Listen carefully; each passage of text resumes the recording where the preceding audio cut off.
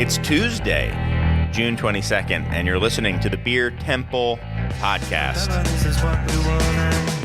Remember, this is what we said. To never be heard, seen from again. Remember, this is what we wanted. Remember, this is what we said. To never be heard, seen from again.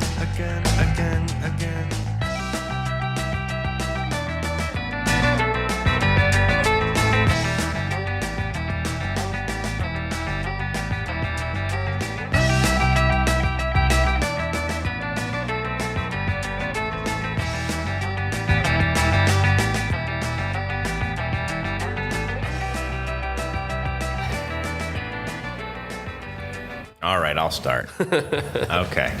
Hello, and welcome to the Beer Temple Podcast.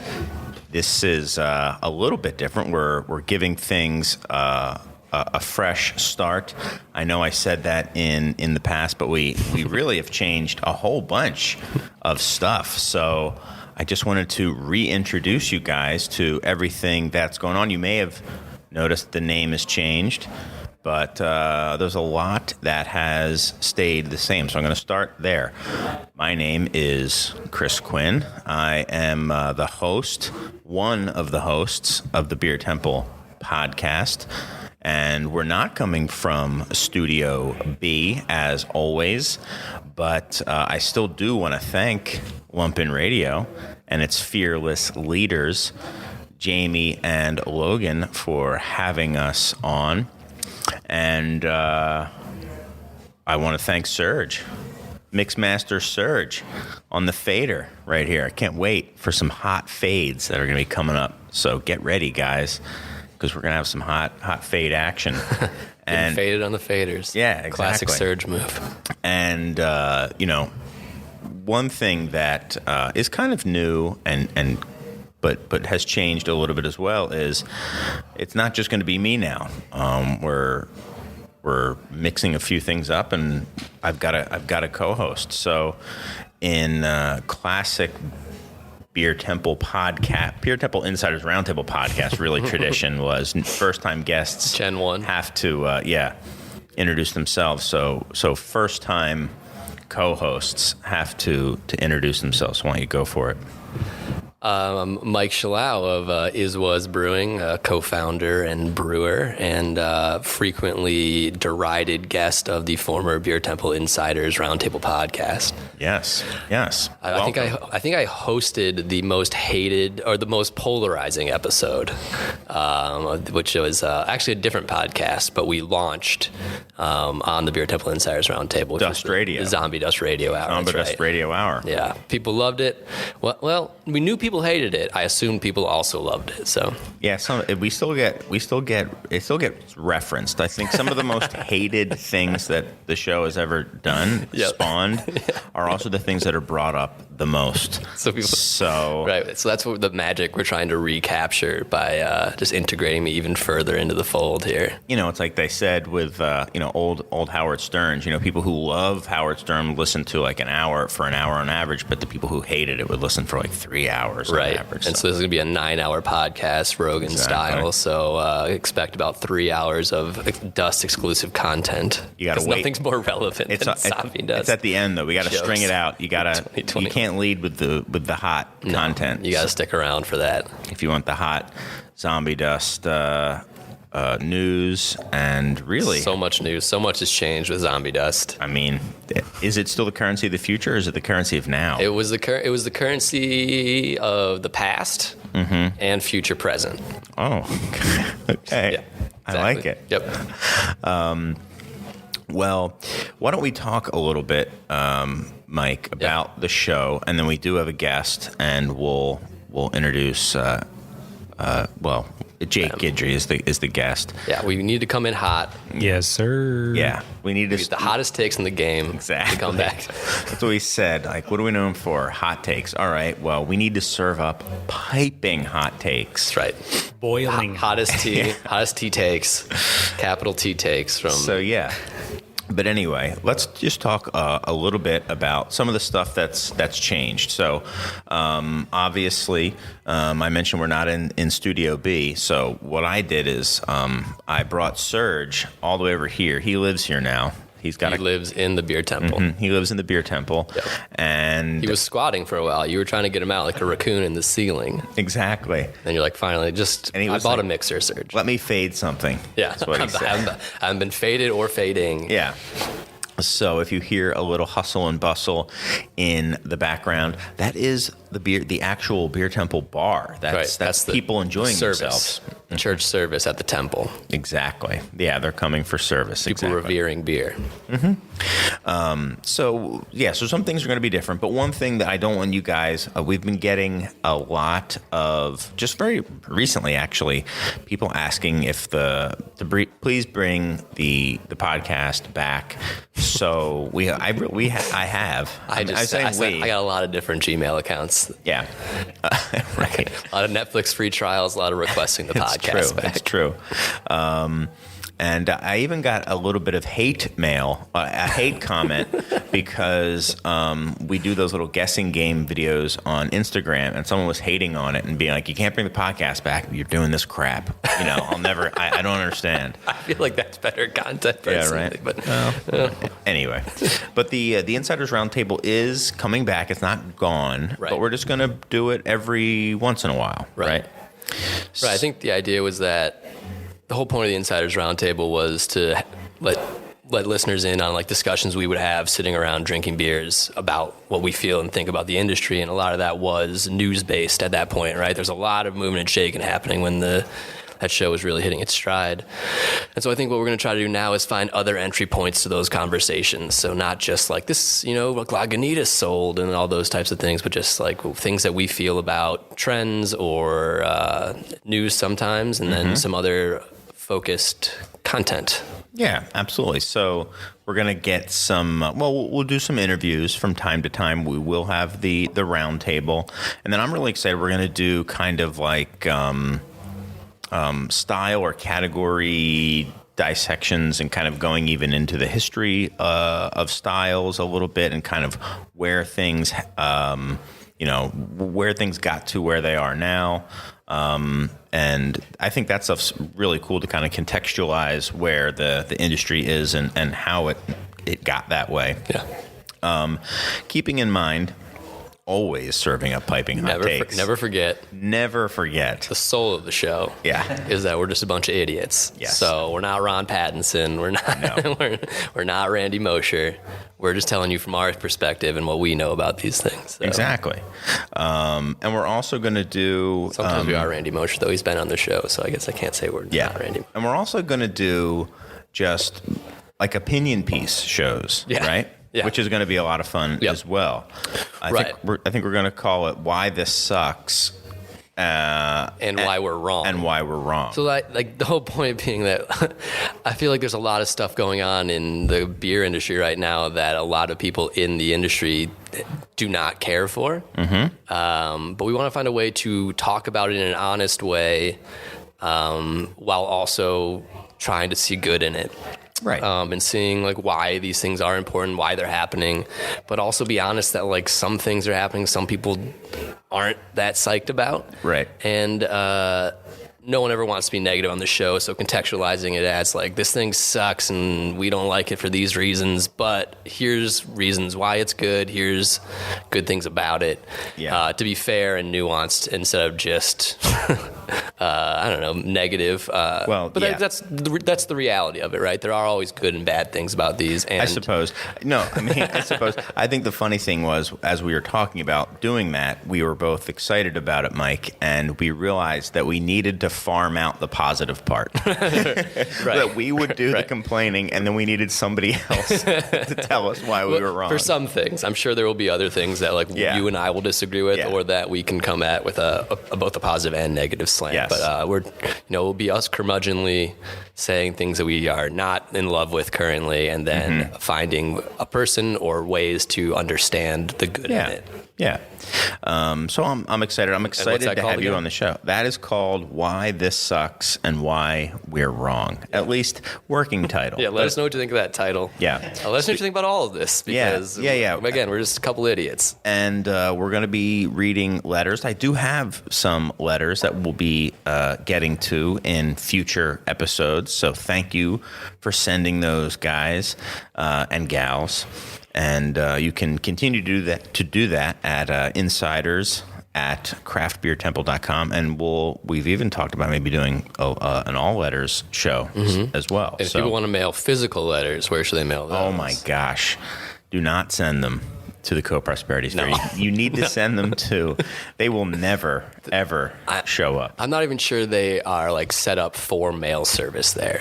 It's true. I think that someone just takes it and throws it in No, a I think dumpster. there's a mail slot, but on the other side, it's a paper shredder. Yeah. And it just, you feed it into the And shredder. there's like a kitschy thing that says like, invoices filed. You know? Exactly. And it's just like confetti. It's just a garbage can. I mean, judging from the rate of letters that I got versus people being like, you never talked about my letter. Well, it seems like they shut down the mail service as Yeah. the show went on. It's true. Couldn't have been people not writing physical letters anymore. It's true. We did get some from overseas, and it was pretty amazing.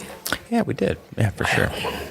But anyway, so that's kind of what we've got teed up. But some other stuff that's going to stay the same is talking about what we've been drinking lately. We're going to talk about stuff that's been on our mind, and we've been taking quite a long break. So I thought that it would be a good start to talk about just some of the stuff that's happened in the past 15 months. Not necessarily what I think is the most important stuff that's happened, but just some stuff that I think is worth talking about, and stuff that I'm interested to hear your opinions on, because as always, this show is still trying to replicate people sitting around and talking passionately about beer and the beer industry. So that has not changed. So that's what we're going to get going with. But before we do that, why don't we introduce should we introduce the guest? Are we ready You for already that? did introduce the guest. Well, should we formally do it? Oh, and have yeah, him? yeah. I mean, Yeah, so of we've got course. Hot Take Jake. The hottest takes, Yeah. spiciest tea, So that Creole Cajun flavor. exactly blackened fish. Holy Trinity. Yeah, the Holy we're Trinity doing of gumbo, we're doing jambalaya. the Holy Trinity of. I could talk about this because I am actually Cajun, just for those out Yeah, there. there you go. Yeah, we can talk about it. What's up, everybody? It's Jake from Hopewell Brewing. I'm here to give the hottest takes. The pressure's on. Yeah, exactly. I'm here to get canceled in 2 seconds. So That's here we are. fine. Yeah, It's on beer Twitter for. yeah. Yeah. Ben, you'll find out about it when Yeah. you check. I mean, Exactly. I probably was. I was probably when I canceled. log on in 3 months. When I make a Twitter. yeah, exactly. But thanks for coming on. Of it's course. awesome. Yeah, thanks for having me. I appreciate it. Yeah, no, you were. You're who I wanted to have on when I figured, well, let's just talk about some stuff. I know Jake will be passionate and eloquent and well reasoned and well researched in all his opinions. So And we said we should probably get someone else. right, And then. right. I'm not sure about the said well researched part, but No, that part was. But so Well, there's quite a robust outline, so you prepared for everything that we put on the Yeah, outline, yeah. right? So why don't you kick it off, Mike? Why don't you tell me? We'll start it off the old way. What's a beer you've had lately that just stood out to you in any way, or a beer that you're looking forward to having? Oh yeah. So this weekend we were brewing and bottling at the old Is Was factory, which is actually inside the Beguile factory. And after we brew and bottle, we always hang out and drink a couple beers, talk about them. Then we play a game of you gotta guess the ABV and the untapped score for every beer we're drinking. And Bottle cap talk. yeah, bottle cap talk. Love it. But Ryan, who helps us brew, his friend brought up some of the scratch like Stein, like Hot Yes. Rocks beers. Yes. and there was one that was just like like an amber lager. It was the number one. I forget what it actually was. So that they had screen printed the bottles, and then they had little stickers also on the back to describe them. And ours were a little beat up, but it seemed to be kind of the most straightforward lager of the bunch. There was also a Gotlandstrika and like a porter with like sweet clover or something like that. But the one I was really digging was like just the kind of straight up classic Steinbier amber lager thing that they made. It was awesome. Yeah. And it was a good vehicle for the process, like the actual tasting, like the hot caramelization you can get from dropping hot rocks to create the boil is pretty cool. And that was a great way to demonstrate that. And added some rustic, which is a word that means nothing, but it actually means something in that context, where it was like something that wasn't like clean and precise like you think of it when you think of German lagers, but was perfectly placed, and seemed obviously intentional because they've been doing a lot of lagers lately. I've got it's interesting. I don't even think you know this, Mike, but Scratch is coming back up to the Beer Temple next month, I believe, to do a event where they're going to have 5 different Stein beers on. Very cool. Very cool. It'll be ticketed only, very limited, and one of them is going to be a gravity cask on the bar top. Stein beer. Get after it, nerds. Yeah. So I'll let you guys know when that's going to happen. See, you listen, you get all the tidbits because we haven't even released that information to the public yet. So. Have now. Well, you didn't really release much information to the public there. They still can't go on this. Just show up every day. Exactly. Just show up every day, and don't worry about what's actually listed on the board on the draft list. Just drink through every one until you think you're drinking a Scratch. So even if you show up, you won't be able to if you don't have a ticket. So because we don't have enough, they don't make. Here's the thing about Scratch, they don't make any beer, right? And that's why it's good though, right? And then this past year, they made half as much as they made the previous year, which was nothing. No beer. Yeah, exactly. So, but anyway, all right, that's cool. That's cool. Yeah. I'll go. You next. like Scratch, right? I'm heard of them. Coming around to them. I've had. We have a beer on draft right now from On Tour called Reprise IPA. It's a West Coast IPA, and it's great. It's great, and it's very West Coasty, like true West Coast. There's a lot of beers that are labeled West Coast, and I would say they are definitely either they're just not hazy IPAs, or there's a neo West Coast IPA thing going on. But to me, they don't taste like, I always put it up against like, is this Pizza Port? Does this taste like a Pizza Port IPA? Right. This is definitely in that vein, and nothing against those other West Coast IPAs that don't taste like that, but it's not really what I'm hoping for when I order a West Coast IPA. They tend to be really sweet nowadays, and this one is nice and aggressive and really, really good. So good going on tour because it's awesome. The underrated the brewery. I agree. Nothing too flashy, but I've never had a beer from them and not been like, that's really nice. Yep. So, and they kill things like pale ales, and they're actual like pale ales, meaning like this is a beer that is meant to be. You're meant to have a couple of them over the course of an evening, and they're hoppy and just well put together, and which is also something that's kind of dying. The pale ale. I think it's dying in the retail and like bar setting, but I feel like that's an own premise thing nowadays. Okay. I would guess, but that could be a topic for a different segment on the show. Okay. How about you, Jake? What have you been digging on?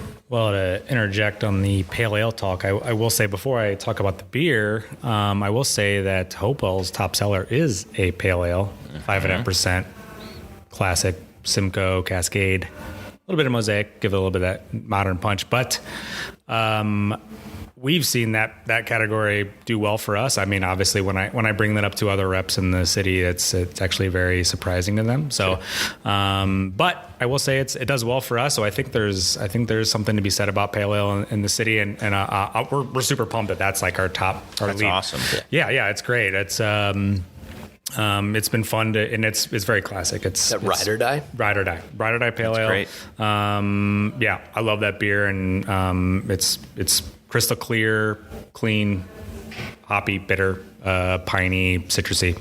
What I would want in that style.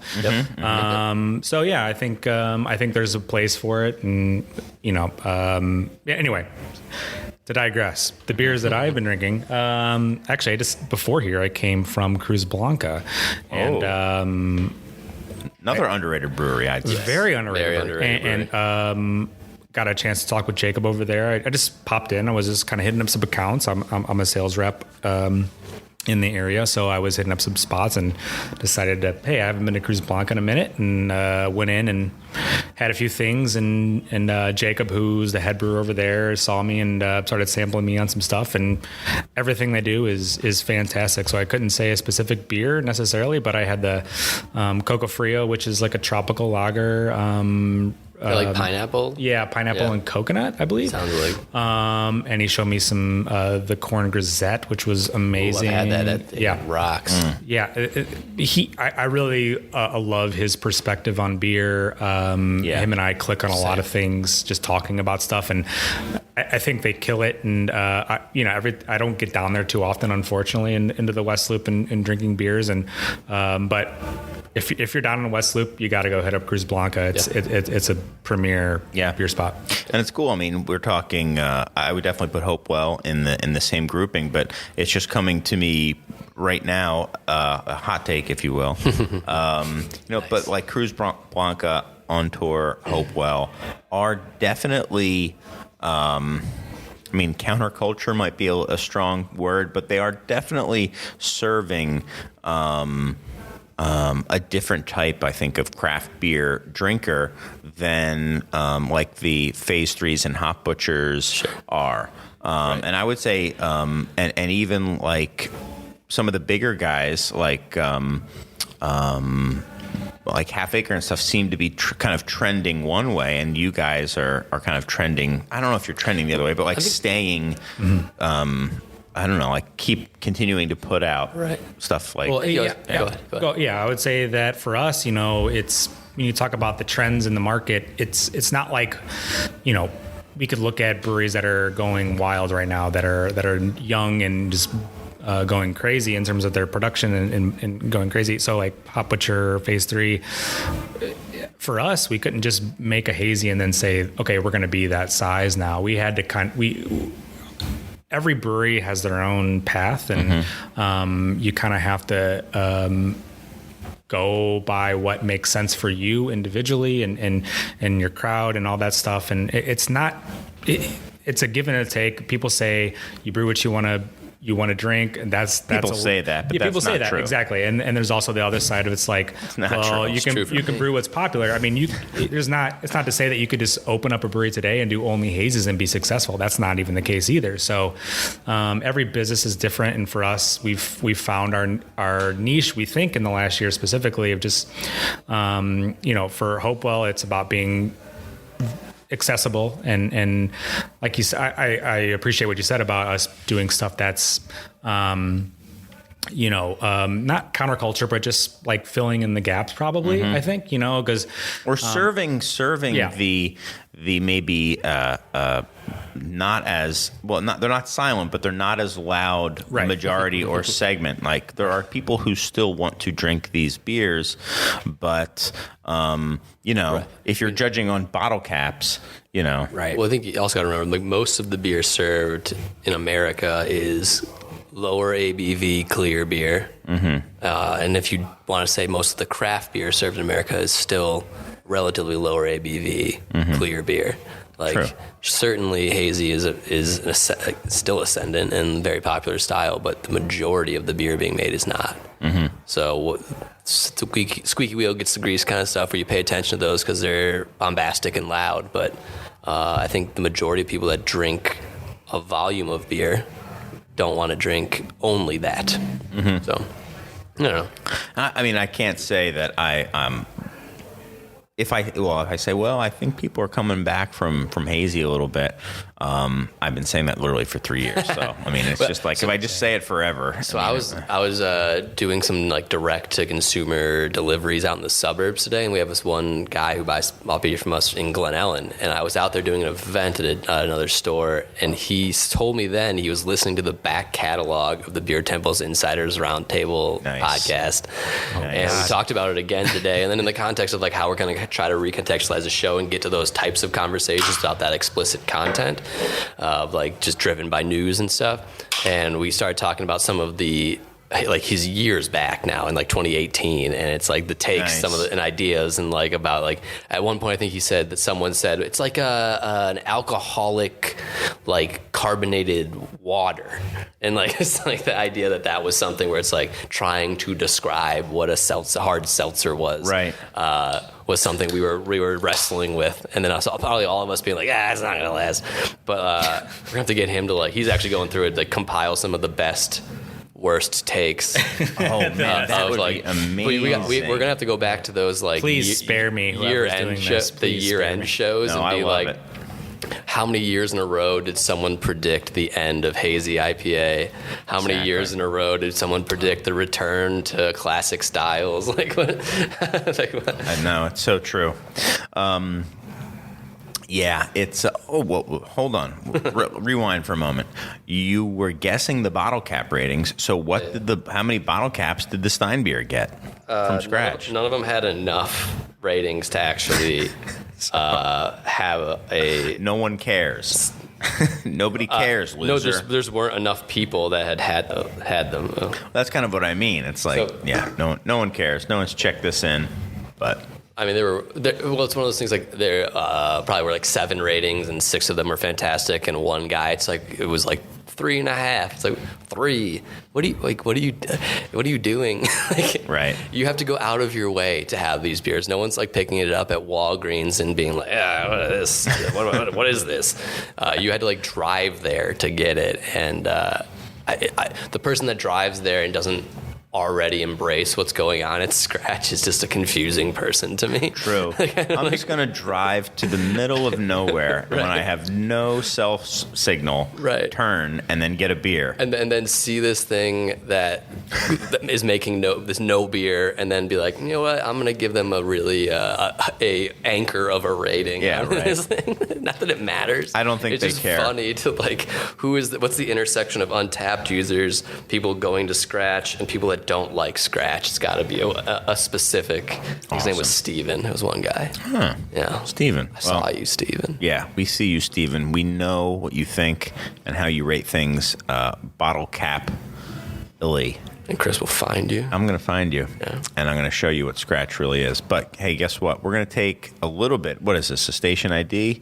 What are we doing with this, Serge? I mean, we're doing something. And then we're going to come back and get to the meat and potatoes, as Brian Kirby would say, of the show. PK. So we'll be back shortly.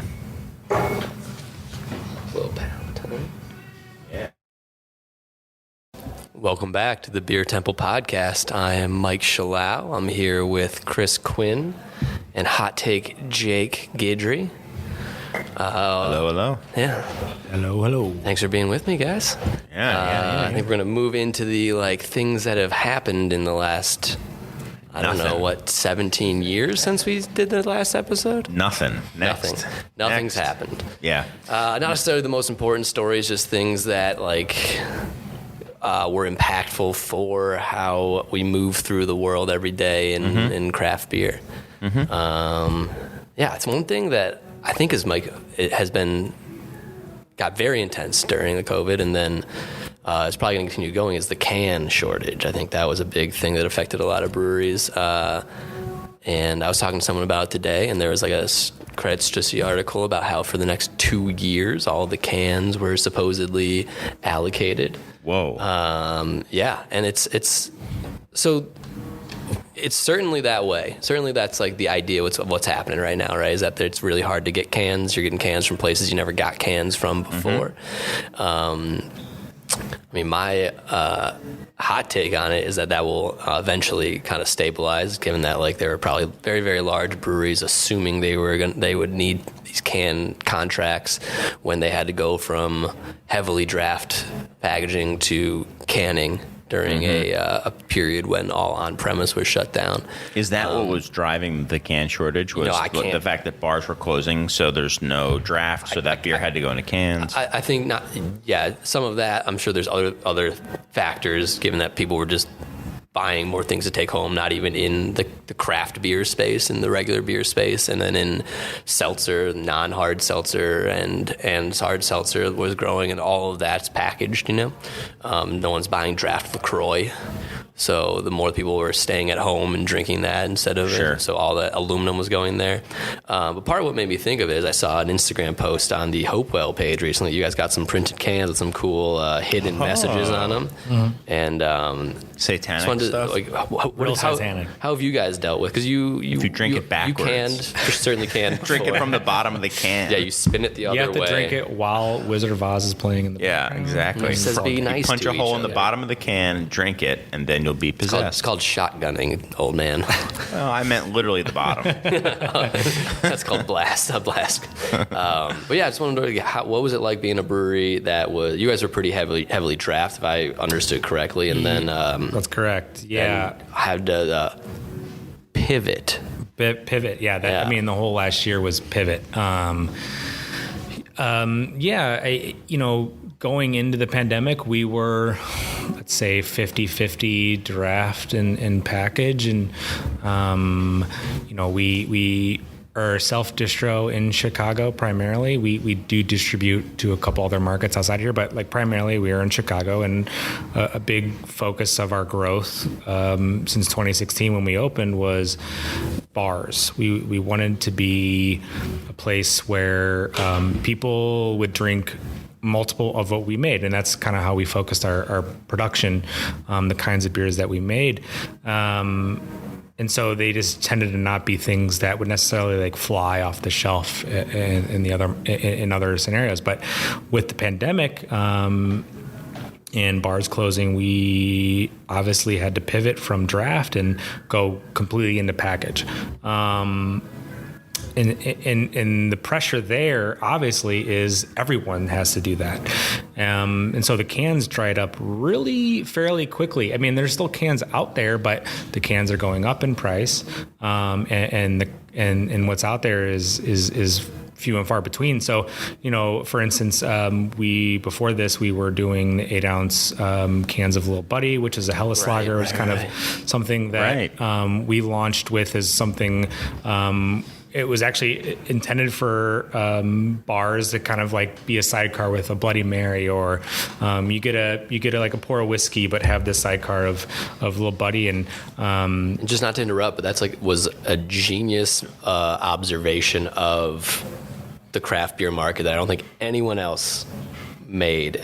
This is pre-pandemic, obviously, but I don't think anyone else was like, you know what, this like heavily on-premise, like sidecar little beer is something everyone loves, but like no one in the craft beer space was making. Yeah, I think the first instinct for small packages like high ABV, and I get that, but we viewed it as something that could play with other things. Like it can fill out an overall kind of moment or scenario of drinking, and that's where we want to be in, and that's where we view Hopewell is. It's not we don't. We just want to be a part of the whole kind of scene of drinking, and of if you're drinking cool stuff, we want to be a part of it. And where can we be a part of it? But so those 8-ounce cans completely dried up, right? And so you have a brand that's based on. And not entirely being in a little can, but that's like the kind of the beer itself. Little Buddy. The beer itself is great. I don't want to say it's like it's meant just because like the can's cute, but like it's named after the package. And we didn't do draft at all. And so that the whole shift of everybody going from draft to cans put pressure on the manufacturers of these cans. Obviously, most people do 12 and 16 ounce these days. So what's the first thing to go for a manufacturer when they're trying to keep up with production for their big producers? It's the 8 ounce. So everyone that we knew who was making the 8 ounce cans, they stopped. They said, hey, we're not even going to make these anymore, or if we do, it's going to be a couple years because we have to keep up with big contracts that need these 12 and 16 ounce I think cans. something that a lot of people that aren't in the beer industry don't understand is there's only really 2 or 3 producers of aluminum cans that even service the craft beer industry. And they only have a handful of plants. Like, it seems like this monolithic thing because you see aluminum cans everywhere, but it's really not that. And it's not robust. A quick turnaround either. Right. It's they're planned out for years. So when something like a pandemic happens where the whole thing changes overnight, they're not prepared for that. So we're still going to see that kind of long-lasting impact of what it means to not have certain cans or just, we're talking about not having cans now, but that's going to be for a minute. Yeah. So what do you guys then do? Both of you, like generally, well, not you, Mike, because you're not in cans. I choose to use you're 500 the only, milliliter bottles. You're the only one who's not in cans. Well, you mentioned the. What have you guys noticed that people have been doing because there aren't cans? I mean, one thing that I noticed was, for example, like Bell's, they put out Hop Slam. It was originally in bottles, and then they went to cans, and then this year it was back in bottles only. I think they'd always offered it in bottles, maybe, but and the reason was they needed the can supply for their core product. So for stuff like Hop Slam, they're moving back to bottles, which I thought was very, very, very clever of them. But what have you guys been doing at Hopewell? Well, we don't have the kind of capacity to switch to bottles. We don't even have a bottling line, so we're canning only. So we're kind of stuck in bottles. Cans, or draft. That's kind of where we're at. We do a little bit of bottling, but that's all wild stuff off the gravity filler. So very low production stuff. That's our wild sour stuff. But for cans, one thing that's really important with cans is securing volume. And it's really hard to secure volume when you're a small craft brewery that's not printing cans. Right. So, if you're a bigger brewery, you're printing straight on the cans, and you can secure larger quantities for that. And once they're printed, the manufacturer's not going to sell them to anyone else because, hey, they're yours. They have your logo, all that stuff on it. So something that we did. We do the very standard craft beer thing, which is we do a lot of different varieties, and we print labels and we affix them onto blank cans. But we started to print universal cans that we would affix labels onto. So that secured us more cans to be able to just like have them. So we can count on that volume of cans. So it sets us up for the future. It helps with planning, and which is like really hard right now to plan for anything. So anything we can do to like secure that is huge for us. Yeah, I mean, before the pandemic, you would see people doing that for solely aesthetic reasons, like getting a fully black printed can and then labeling with a black label so it looked like, or like a color, like they were purple and orange or something at half acre. But I'd never seen someone get something printed that would go under the label as like a little hidden, like little Easter egg. That was super cool. And I didn't even think that the idea would be like, oh, at least we can confirm these are going to be our cans, which is actually smart. A very smart. Good use of that. Yeah, we figured we need that. Stephen, who's one of the co-founders and head brewers, he came to us and said, "Hey, we can secure more cans if we do if we print. And what's the way we can print that? So allows us to be flexible with how much we're doing. So let's not do one brand that's printed. Let's have something that's universal over the course of everything that we do." So now this is too inside baseball or stuff you don't want to reveal. Are you buying those direct from the can printer, or are you going through an intermediary like Berlin or something? That I don't know. I don't know the specifics of that. Because there's a lot of companies that like warehouse that type of stuff. Yeah, there's a whole industry now of just warehousing both. We don't have to. I know we don't have to take the entire volume of cans that are printed, which is like part of the value of that. Yeah, is we don't have to warehouse it because that's why we don't print print cans a lot of the time. I mean, obviously the Sure. upfront cost, but then like having to warehouse a truckload of cans is like especially is ridiculous for a brewery in an urban environment. Like if you're out in the middle of nowhere, you're paying like $1. Yeah, when we get a per grain foot. shipment, it's an issue. You know? Right. That's the whole thing. Yeah, I remember at Pipeworks when we moved into the larger facility, we specifically chose a can provider because they would allow us to split an entire truckload between two different SKUs. And then immediately after the first order, they're like, "Oh yeah, we're not offering that anymore." So it was just like this. Right. It's crazy too because it's so many cans. Like there are SKUs that if you take an entire truckload, even a brewery at production levels like that, where it's like 90 barrel batches at a time, you know, maybe I'm not sure what they're at anymore, but like 10 to 15,000 barrels a year, right? It could take you a year to go through some of those SKUs if they're seasonal. So Doug actually came out with an article during the pandemic, Vielecki, beer cruncher / beer aficionado, about how in some cases it's cheaper to buy an entire truckload of printed cans and destroy the cans that you don't use rather than paying to buy it for the labels, because the label can be twice as much. Right. Probably it could be. It's not necessarily. It's an incredibly inefficient or it's a third industry. of the cost. Yeah. It's not geared toward the industry has not. Yeah, it has not caught up to the realities of small producers. And it's an industry that probably doesn't exist at smaller scale, though, right. You know, right? Like if the cost of cans from an artisanal can producer or a smaller can producer that can give us what we want is like, is twice as much, that's like a no-go for buying those cans, because the price of your beer goes up, 6x. So, Right. Or the way you have to pay for that can goes up like a bunch. Yeah, so we can't charge $20 a four-pack for a Pilsner. It's a constantly kind of nerve-wracking thing or it should be for breweries, because that industry is entirely based on incredibly large corporations, larger than breweries even, like Coca-Cola, right? That's buying so many cans. LaCroix. So you're always going to be feeding off of the excess.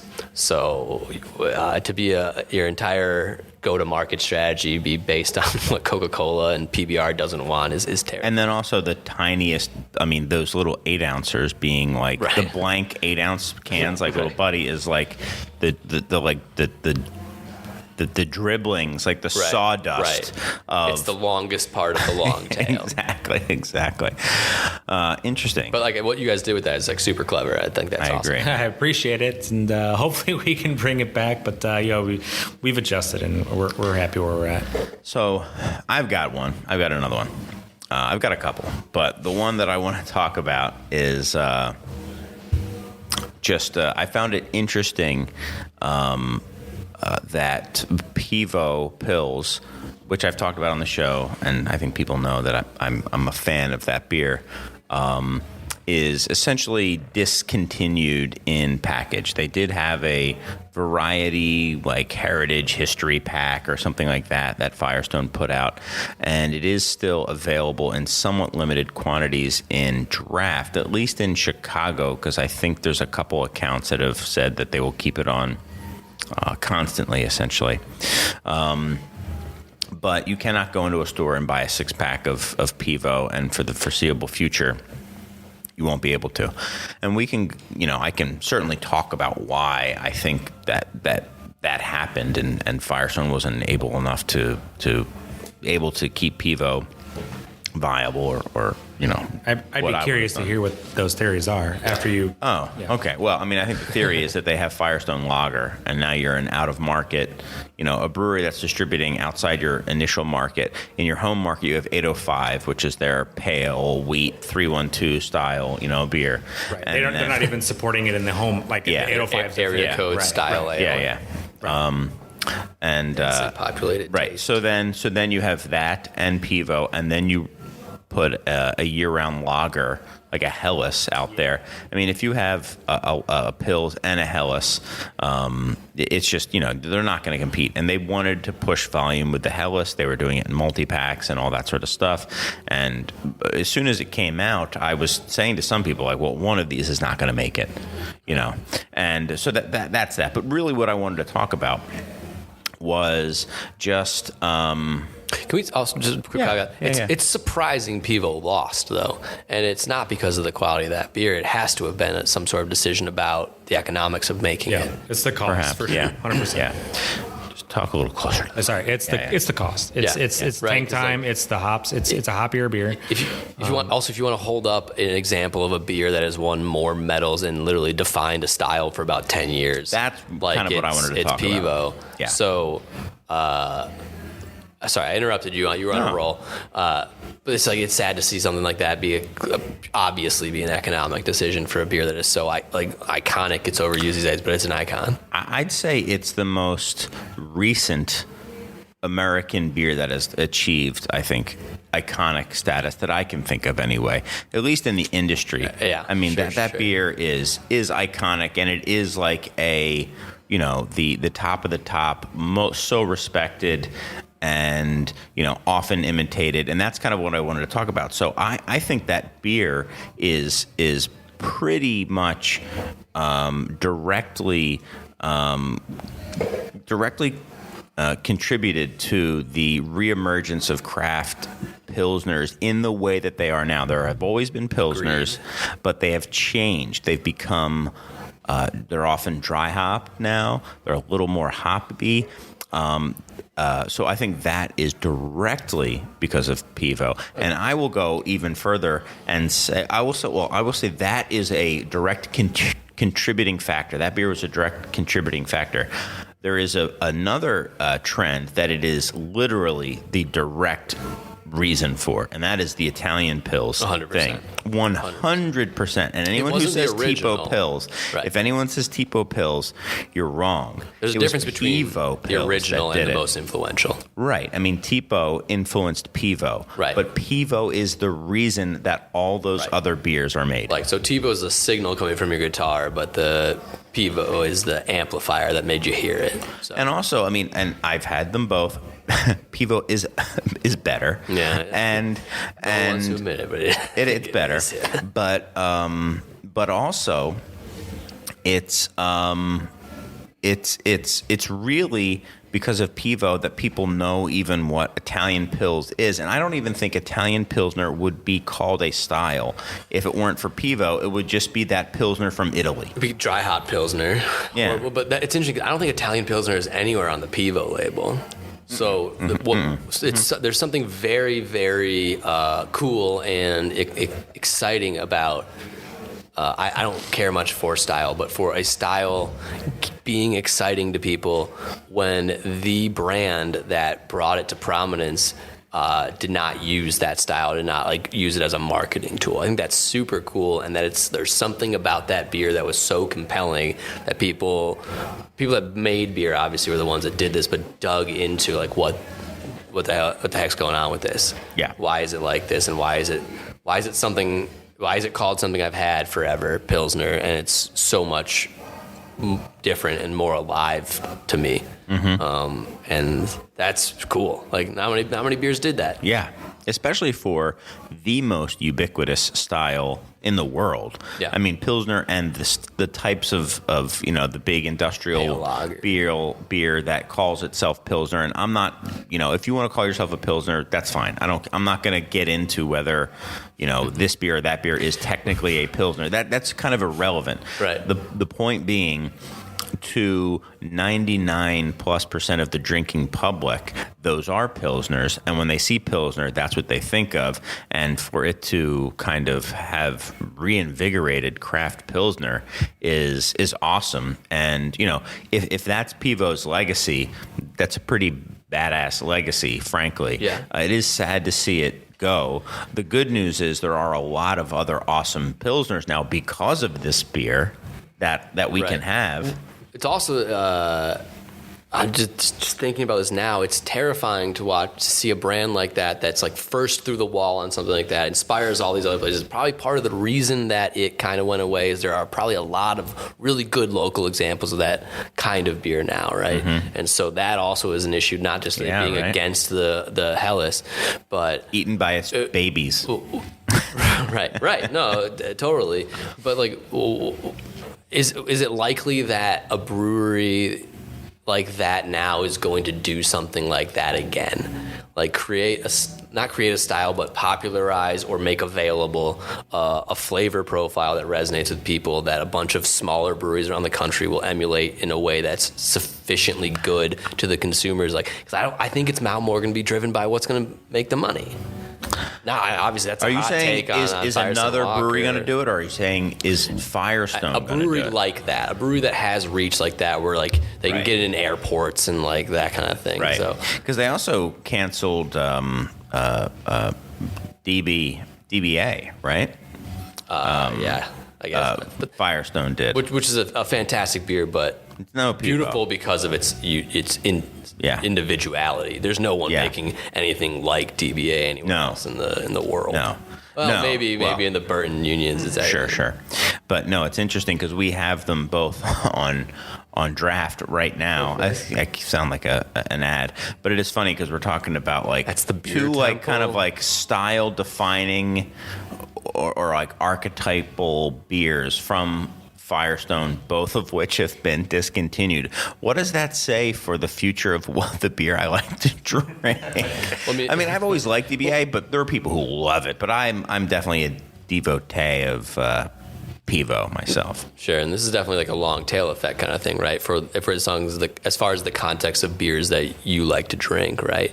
Where they were being made by like the larger breweries that had national distribution footprints, but Sure. the more specific your tastes are, the less likely it is that someone who has a broad distribution footprint is going to be making the thing that you find to be the most, I don't know, desirable if you Yeah. have specific tastes, which you kind of have to if you're the curator of a palace to beer. So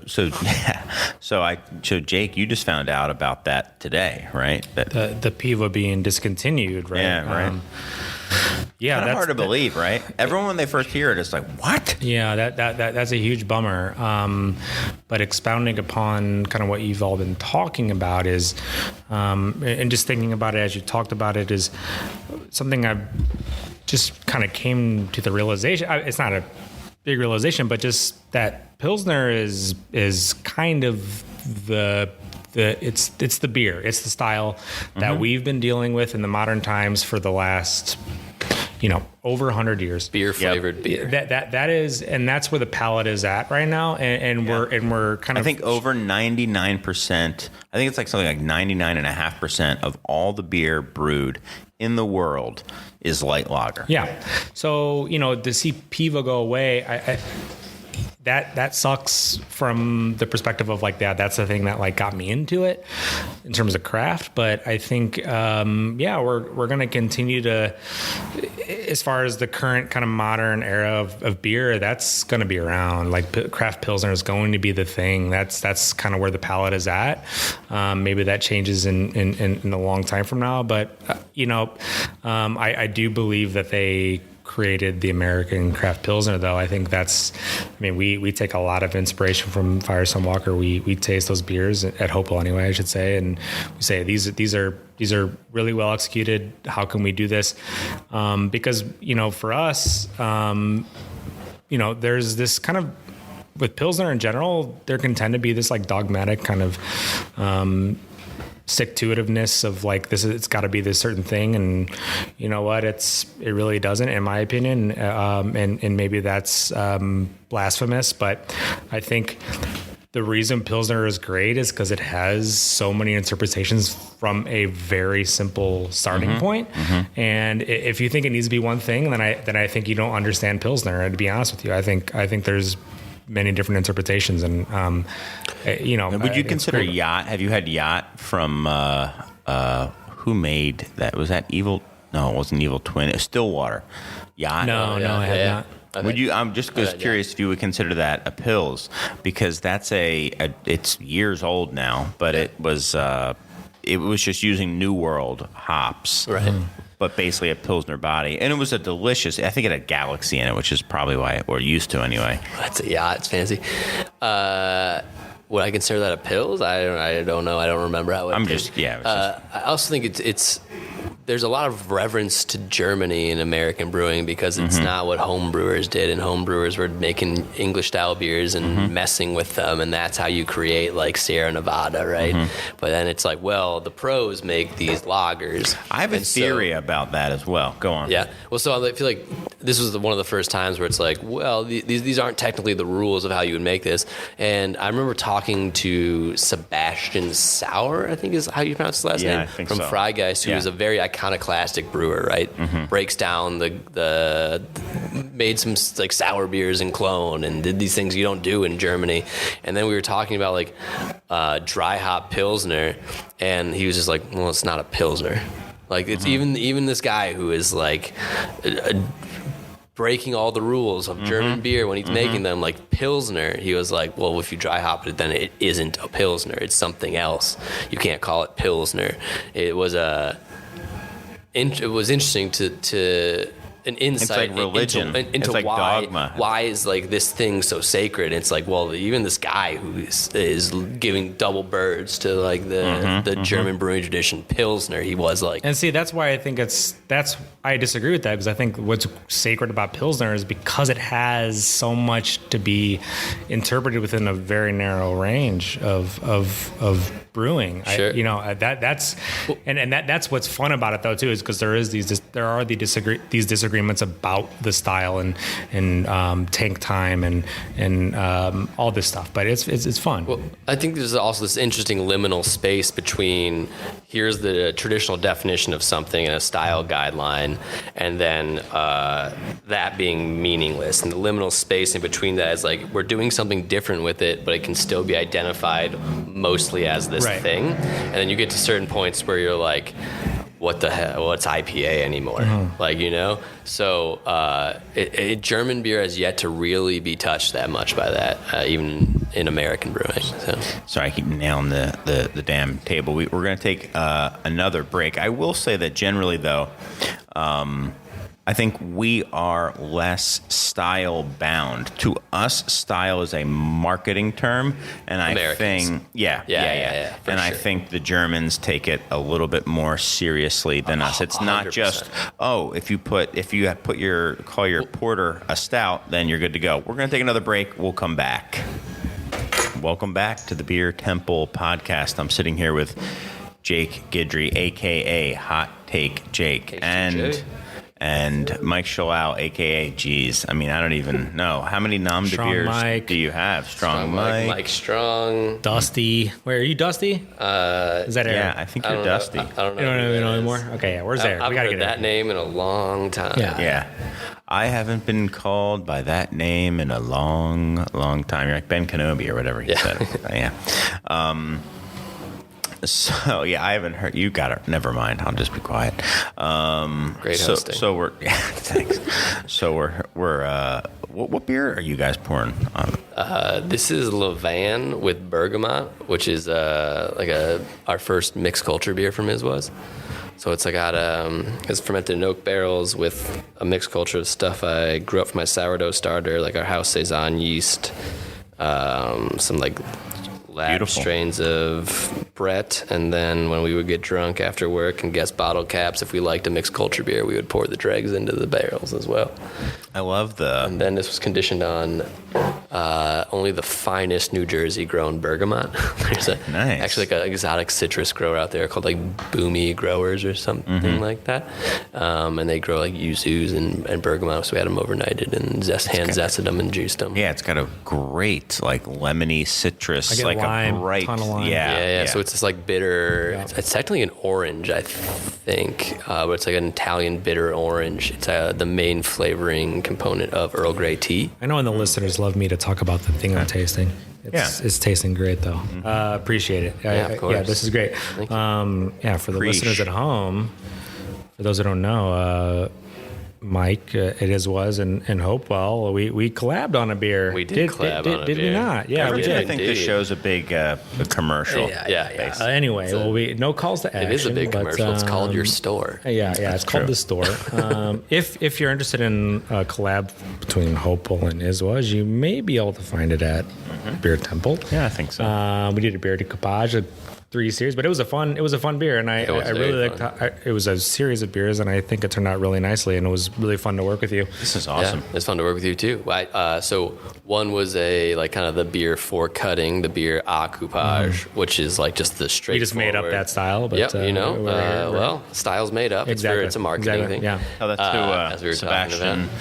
Well, we didn't make Skid Row. Sebastian Bach of Skid Row has very, very strong opinions on French beer naming traditions. Yeah. But so that was a Carolina Gold Rice Saison with some Haltar Blanc. That was just really delicious. Cool nuttiness and then like a dryness from that rice. Then we did a version that was bottle conditioned with your house culture. Mm-hmm. So we usually do a version that is bottle conditioned with like some strains of Brettanomyces. Right. Our like homage to the Orval kind of vibe. But this one we did your mixed house culture, which is we packaged it a while ago, so it's been in there for a minute. It's getting this cool, like, briny melon thing that wasn't there earlier on. So it's evolving still. Yeah, brine melon. That should be a microphone. Briny melon. It probably is. Brine melon. It probably is. Yes. And then you guys made like a full beer. Yeah, we took that same kind of base Saison and we cut it with 50-50 with our wild beer in oak barrels, and so it was a true beer de coupage, and it was kind of funny. It's not funny, but just a fun way to like break down that style into multiple components, and yeah, it was fun to do. And we don't get to do that kind of stuff too often because, we're not a production brewery, but we have a 20 barrel system, so we don't get to do too many things that are super niche, esoteric, because we have to worry about like the long term sort of like interest. But like something on the wild side, we can do fun stuff, and it was really fun to do it with you. Well, yeah, one of my favorite parts was how it was in no way confusing to either us nor the consumer. Yeah, we should have named 3 different beers with slightly different labels. To name them all the same thing. Also, kind of the same name as your brewery, called If When. Yep. A bunch of slashes in there. Not smart. Well, yeah, I should have been the smart one, because when we first started sending out emails to sell beer, I was like, our first beer was called Will Be, and so I'm like, we're a brewery called Is Was, and the first beer's Will Be, and I thought it was really clever when I thought of this, and now it's really confusing in this email, and Google's giving me a lot of squiggly lines into this sentence. The SEO was not good. You literally couldn't find our website for like the first 8 months until like I don't know what happened, but now it shows up. It makes you underground. It makes you cooler to know about. Right. Yeah, exactly. That's why our page is still a landing page and then a place to buy the beer from. It's like there's no description about anything. There's we don't one blog entry. We don't have a ton of time left, but Jake, is there anything that you wanted to bring to the table? Any takes you got? Any takes? I don't want to sour it. But I think it's important to note kind of what Brianne Allen at Notch in Massachusetts, and her Instagram Rat Magnet, but she put a lot of she was sort of someone who was putting a lot of the sexual assault and harassment in the industry. Just sexism. Yeah, the sexism and misogyny, and just kind of like put it out there. And unhealthy. Work environments. I'm not at all in a position to like really talk at length of that, but I really appreciate her putting that out there, and I think that's really important to just kind of put the industry in check and get us on on a level that we're holding each other accountable, and people who want to do the right thing, like we need to like just be more cognizant that we have more tools at our disposal to like just make sure things are better for people of all genders and races and all that stuff, and just making sure we talk about this as a very like open community, and I want to make sure that that's all talk at some level. Like we want to make sure we're not just reactive to these things. We want to make sure we're proactive. So that to me was very disheartening, but at the same time, like sort of it's great that we're actually able to like put this out there and like talk about it and like maybe do something for the better. So that was a huge thing for me. And like I said, I don't want to be I'm a dude. I'm a white dude. I'm hetero, all that shit. So I can't really put too much into it beyond that. But yeah, that was huge for me, and I want this to be an industry that's acceptable for many other people and just easy to get into and approachable, and that's kind of what Hopewell's always been about, and trying to be like walk the walk, but also talk the talk, but also walk the walk. So that's the big thing for me, and I know that's like a big thing to put on your guys' plates. But. No, of course, like with that old adage in the craft beer industry was like it's 99% a-hole free, right? And like as the whole industry grew, that wasn't necessarily true in both the people that were getting into it and the people and how they were treating people that weren't the same as what everyone viewed as like, this is the craft beer consumer, this cis white male. So that's obviously a painful thing to look and see all these people's lives who were really, really affected by it. Yeah, it's crazy. It was definitely the biggest story of the past 15 months, which is why I was very cautious to qualify it early on, that these weren't the biggest stories. There's just some things that happened that we wanted to talk about, because I think that was kind of the elephant in the room, that was the biggest, and frankly I was not going to talk about it because it's such a complicated thing. It's so complicated to talk about it. And it is man, where to even begin? I mean, it's crazy, and there's been a lot of ramifications of it, and it is, I guess, somewhat eye-opening.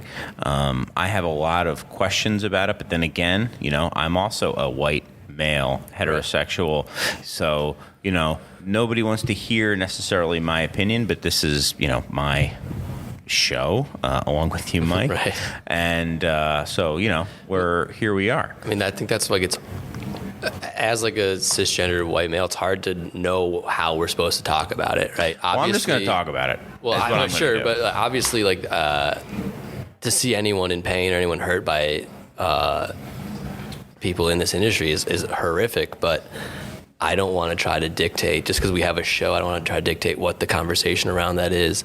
And sure, but I don't think we're also dictating it by having it on the show. I mean, I'm not saying that at all. What I'm just saying is that like our opinion on it we're not the people whose voises are the most important for telling the story. The opinions are formed by the perspective, right? And I think at the end of the, like I said, I don't have the silver bullet of like what's going to change this, but I'm here to acknowledge that we have to stop being reactive and more proactive about these things, and that's kind of where I'm at personally, and just trying to do better about those things, and that acknowledge that it's messy and it's different and it's hard, and it just like being open to what's the possibilities,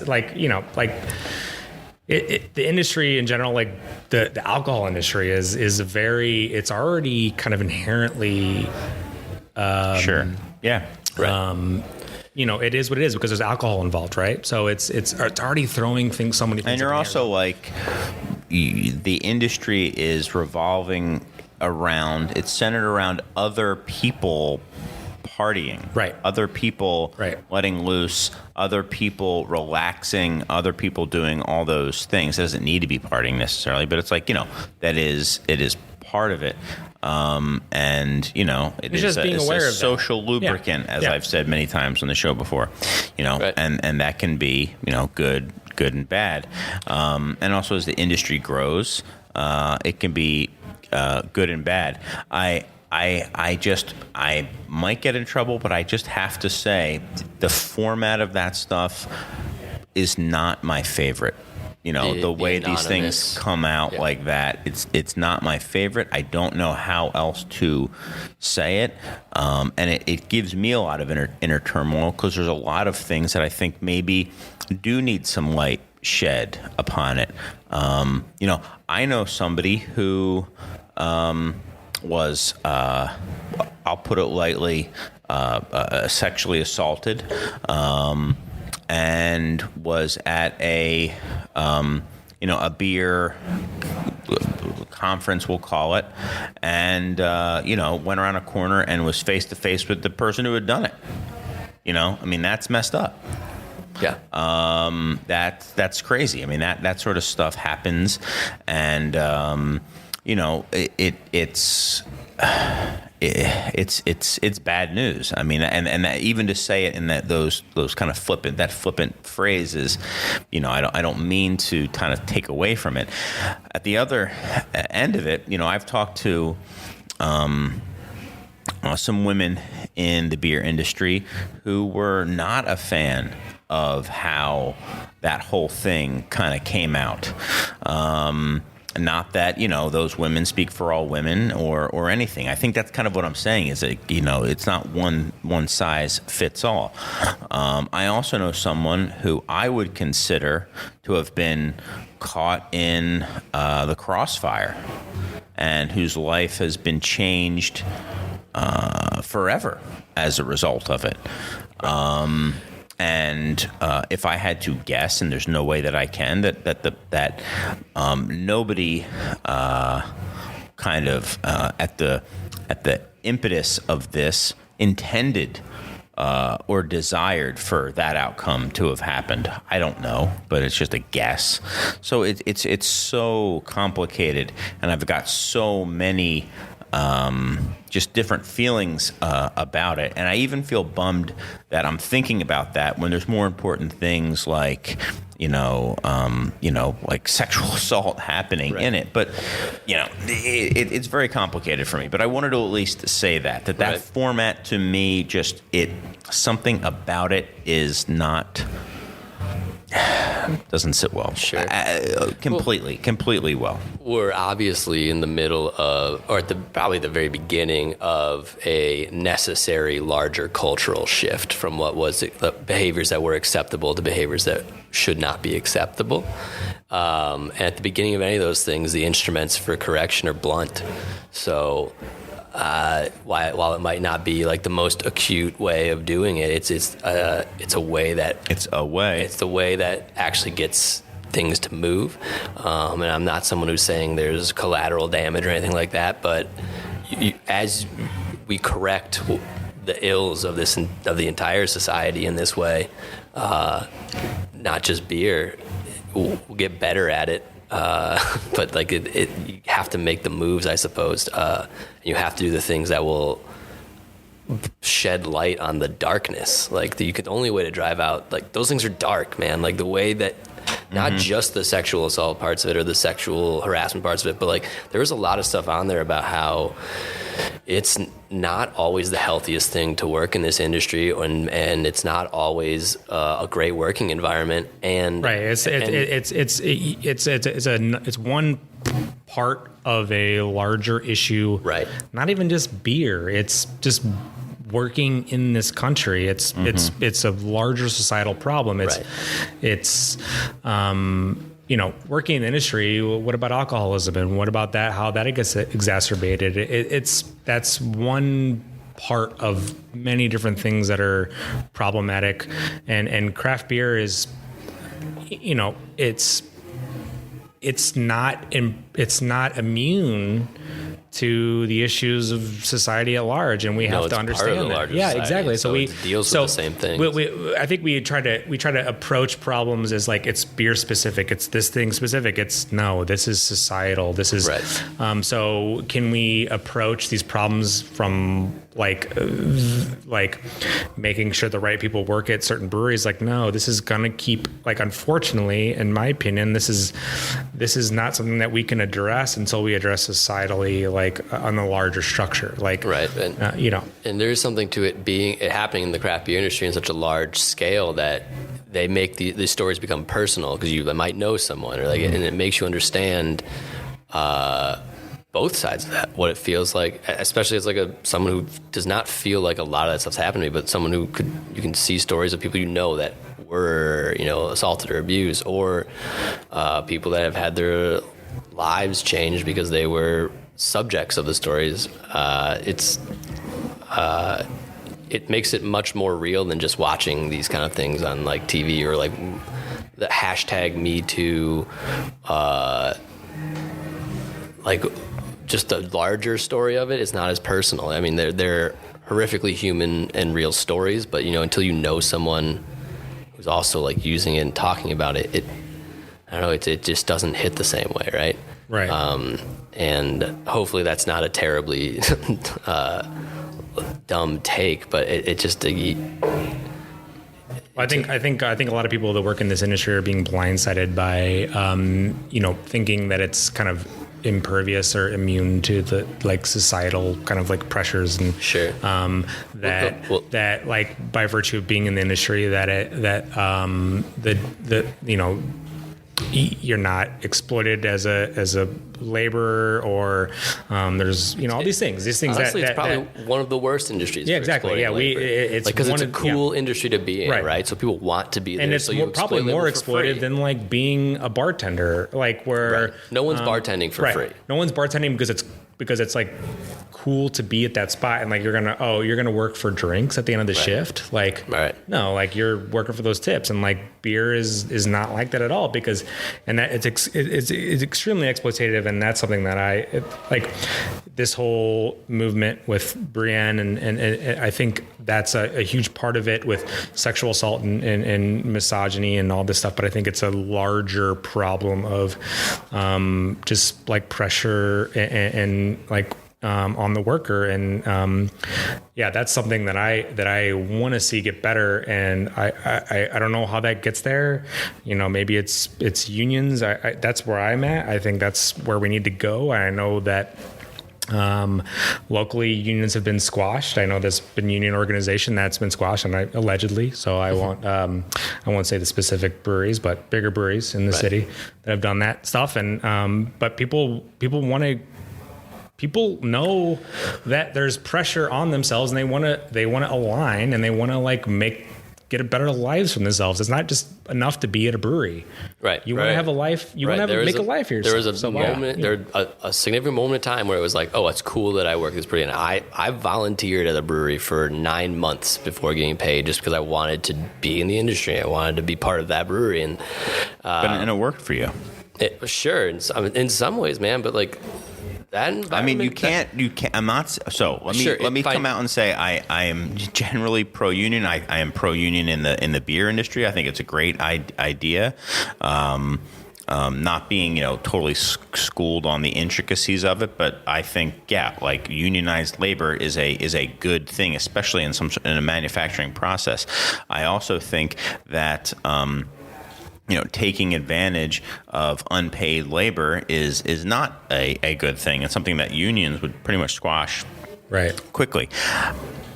There has to be at least an acknowledgement that it has worked out for a lot of people, including you, Mike. I think it has to be mentioned, right? Did Kate start that way too? I mean, sure. Yeah. I mean, it's like a lot of you guys at Pipeworks did, and they've moved on to other things. I mean, I think Drew Fox started that way, and he started his own brewery, and so did other people who started their own breweries. And maybe that was a moment in time. It was definitely a moment in time. I'm not saying it was even good then, but like that is also a little more complicated. The material benefit of it too is very skewed, right? Drew left to start his own brewery, so then he owned that brewery. Like you volunteer your time, and then who ends up benefiting the most from your free labor? Also, not everyone who goes work at a brewery wants to do what Mike's doing or Drew's doing. Like maybe they just want to make a life out of it. Like, can you just go work at a brewery and like make a living out of that? No. Then maybe they shouldn't be the ones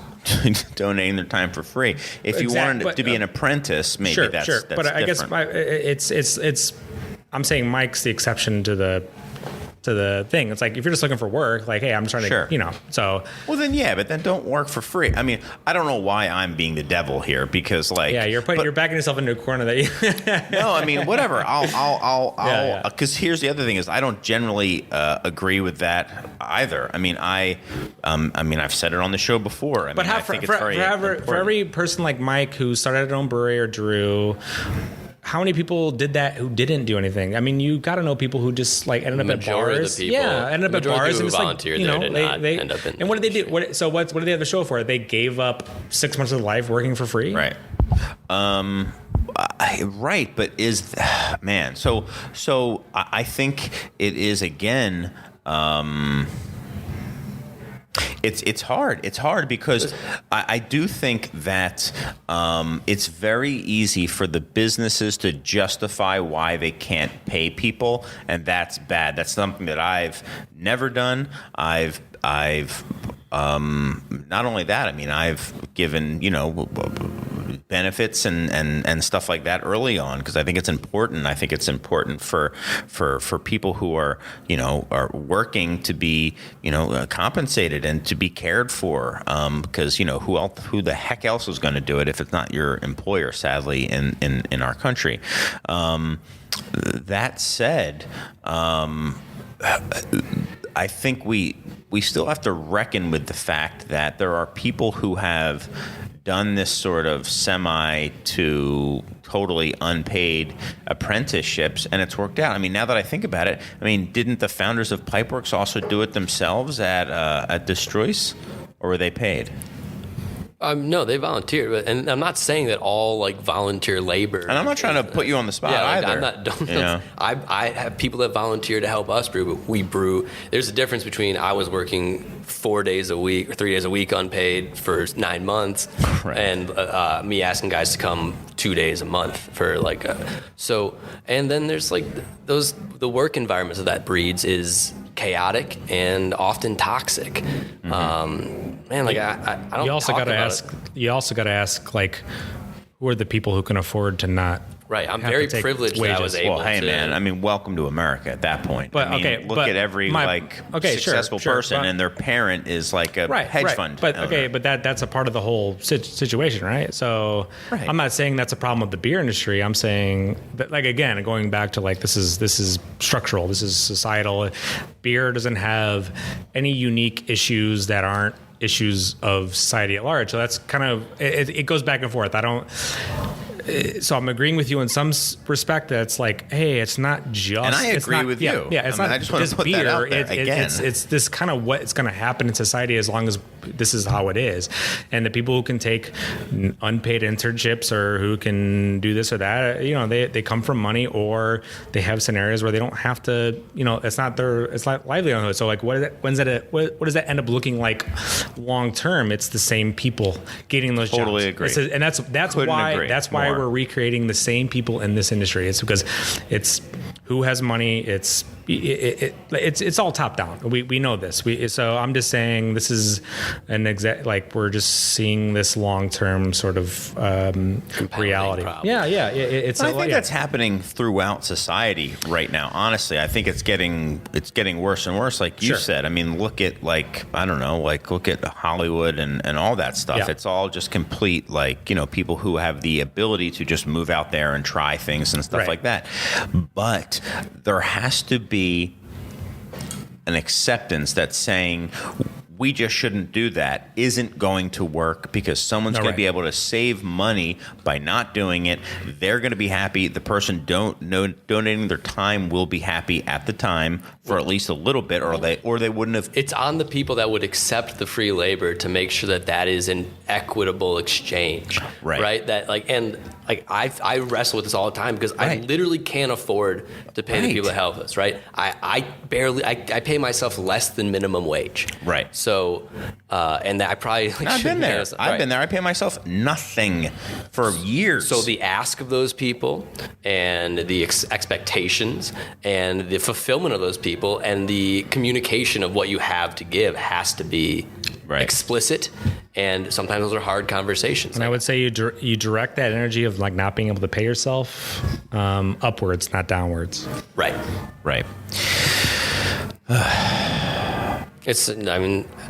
Ultimately, it's good these things are being brought up and that we can Yes. talk about That's them. why I'm here. I for. agree with that. I'm here Yeah. for these hot takes. Right. I agree with that as well. I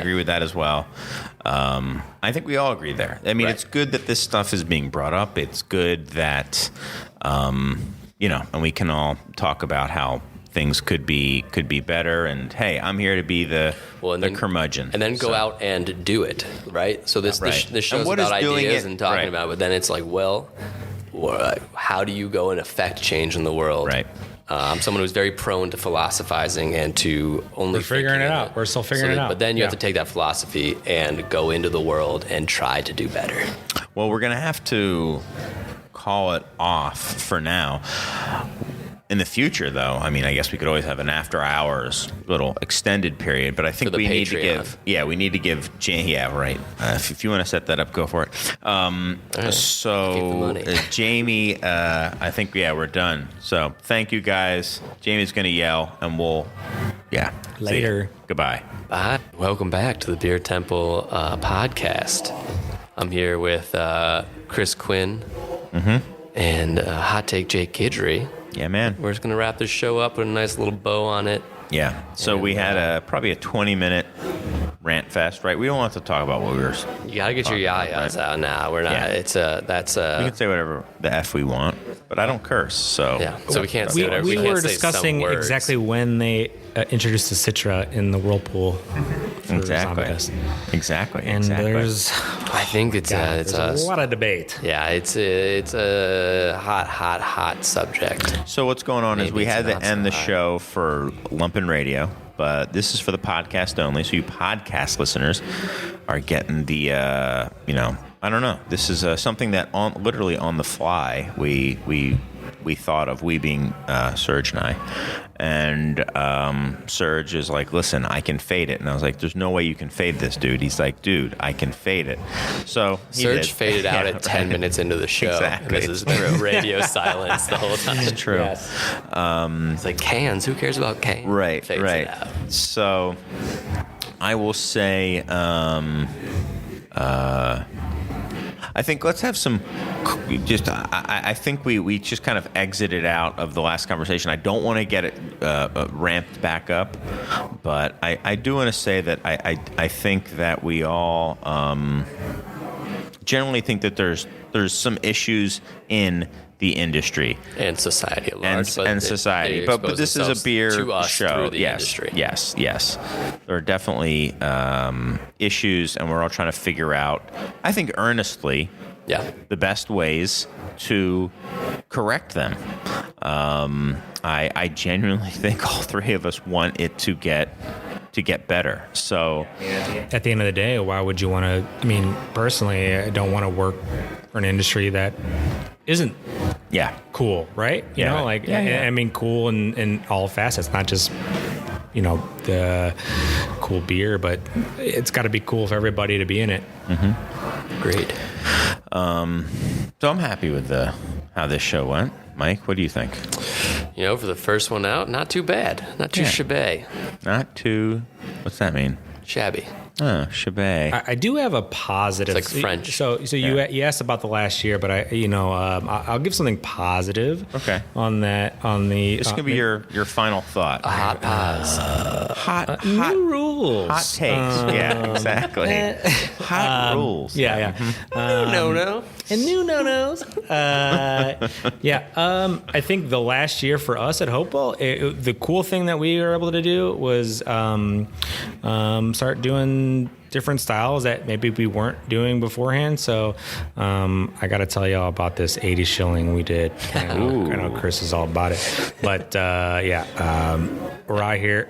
Generally speaking, I think there's a return to form in some respect, not widespread, but I think the last year has gotten people into styles more nostalgically that weren't there before. So you've seen like the Black IPA resurgence and things like that.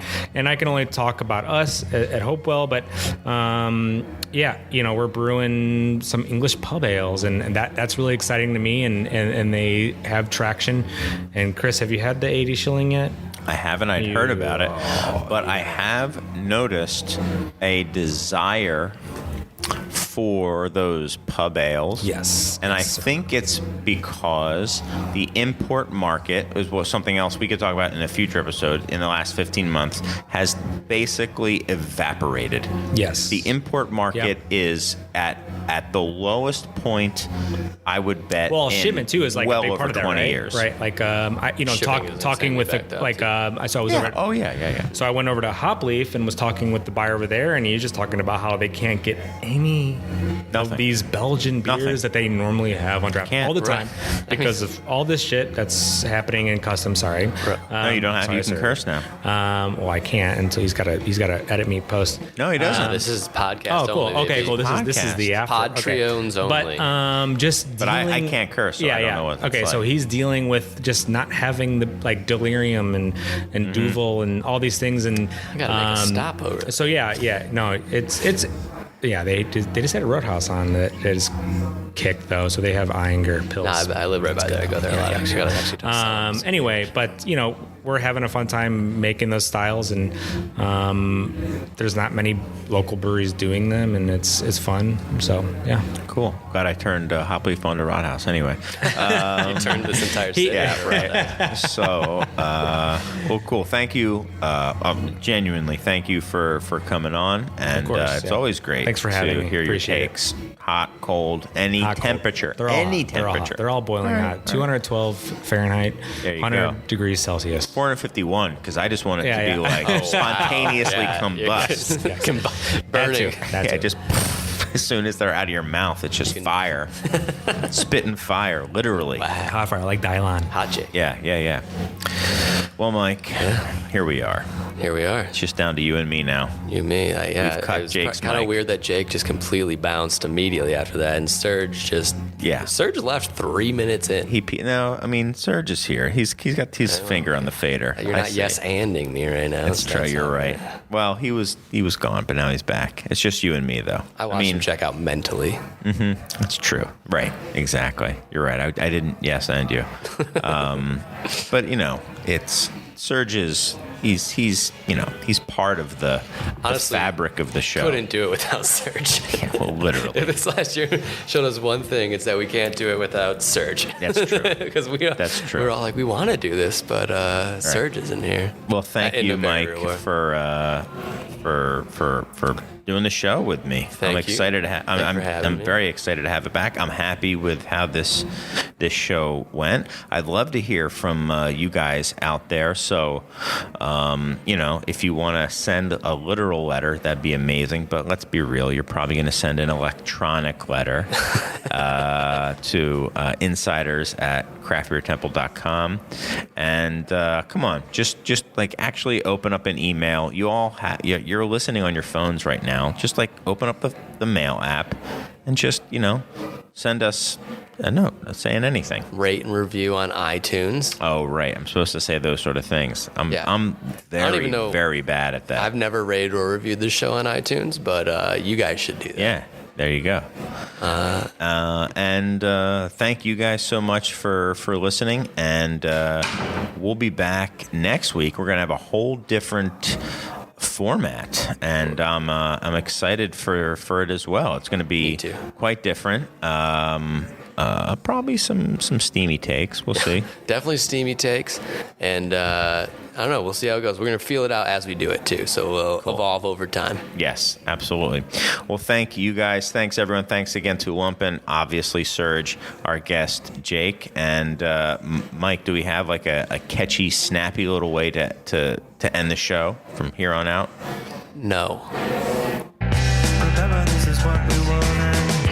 Remember, this is what we said. To never be heard or seen from again, again, again, again.